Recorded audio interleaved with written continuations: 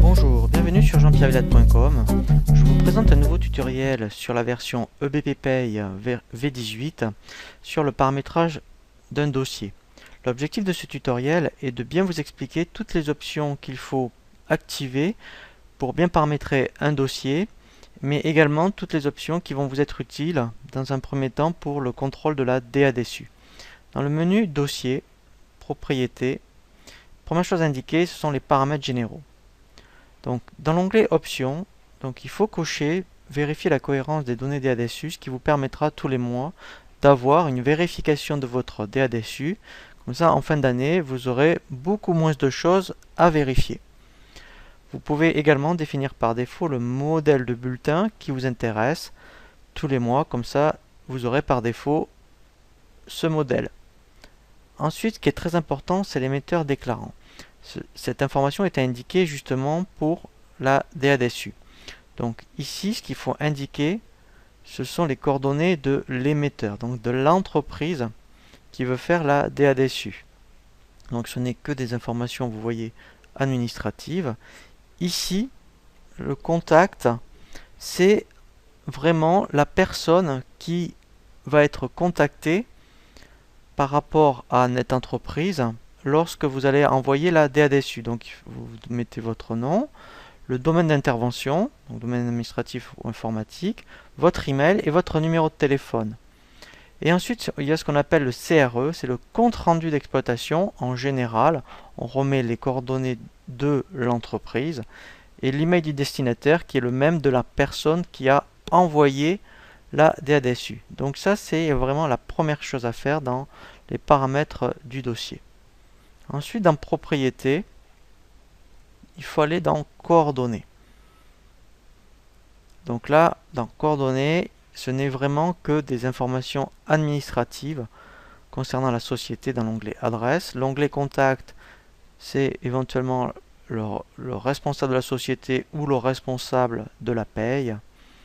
Identification, donc là, ce sont vraiment que des informations administratives concernant le SIRET, le code APE notamment. Alors c'est quand même très important, ce sont des informations parce que ce sont des informations qui vont s'afficher sur le bulletin de paye, notamment donc au niveau de l'adresse et de tout ce qui concerne identification. Ensuite, dans dossier propriété, ce qui est vraiment très important, c'est les préférences. En fonction de ce qu'on va activer ici dans les différents onglets, il va y avoir des incidences après au niveau du bulletin de paye, de la fiche salariée. Donc déjà, voilà l'exercice courant donc en 2013. Donc si vous démarrez un dossier, toujours bien indiquer janvier. Faites très attention à ça.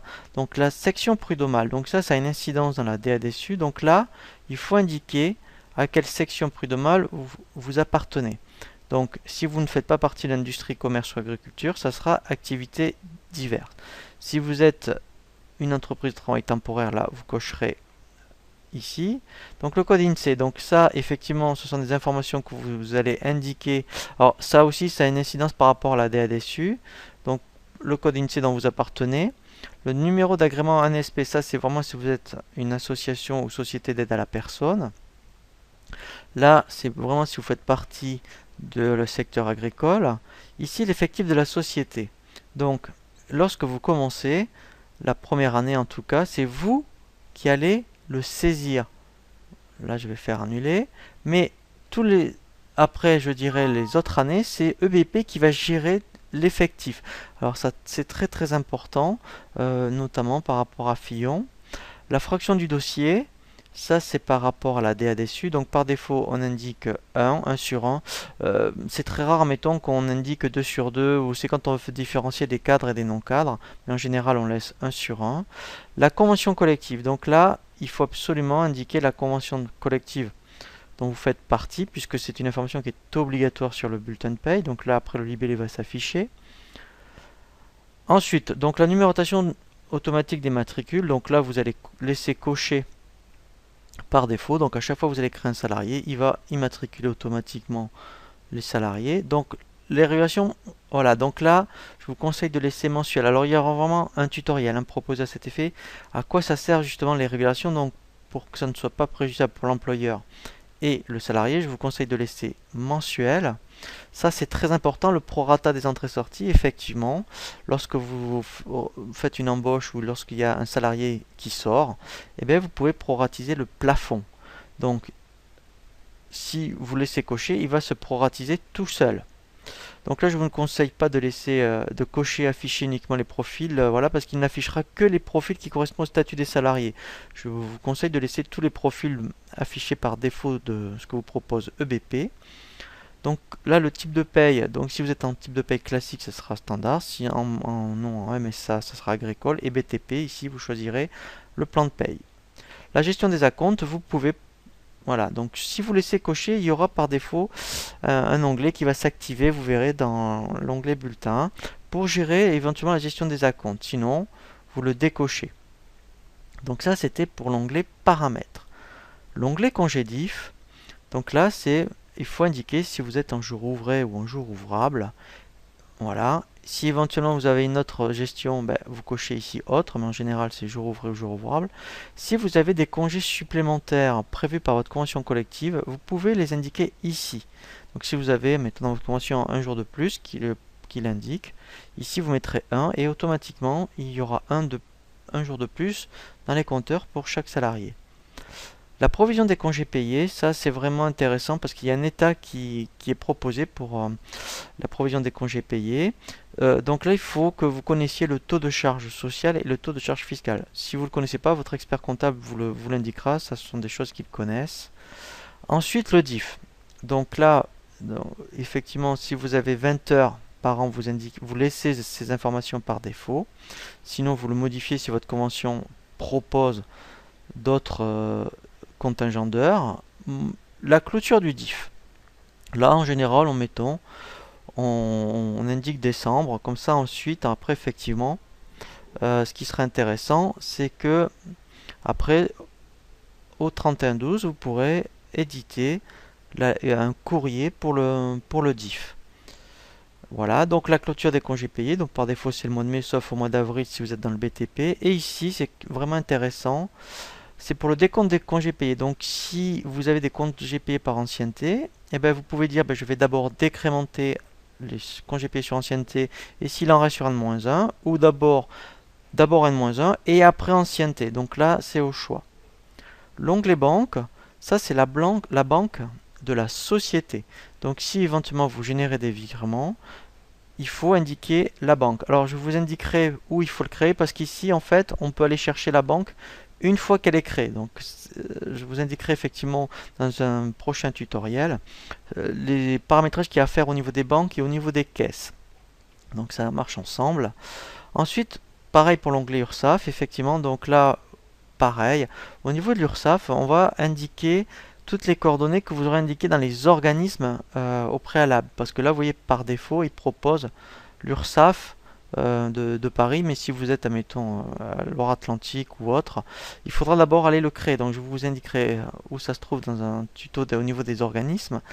Si vous êtes dans le BTP, là vous indiquez le taux de majoration de Fillon et l'assiette par rapport à la CSG. Le taux AT, donc ça c'est très important. Donc si vous avez un seul taux AT, vous pouvez laisser 0. Là vous allez indiquer votre code risque et le taux AT. C'est très important, si vous ne l'indiquez pas, il y aura un rejet de la DADSU. Donc ça, c'est vous le recevez au niveau de la CRAM, une fois par an au mois de janvier. Si vous avez plusieurs taux, si vous avez, mettons dans le bâtiment, pour les étames et les ouvriers, mettons vous pouvez laisser 0 pour tout ce qui est étame, et ensuite 1, et là vous indiquerez tout ce qui est pour les ouvriers. Donc ça c'est très important, si vous ne le faites pas, d'abord ça ne s'affichera pas sur vos bulletins de paye, et puis en plus, au niveau de la DADSU, ça sera rejeté. Tout ce qui est pour l'emploi, donc là c'est pareil, il faut indiquer toutes les coordonnées, donc ça se fait automatiquement dans les organismes, et une fois qu'on les a rattachés dans organismes, il suffira ici d'aller le chercher. Donc là je vous montrerai dans le tutoriel destiné à cet effet. L'onglet médecine du travail, donc là effectivement vous pouvez indiquer les coordonnées de votre médecine du travail.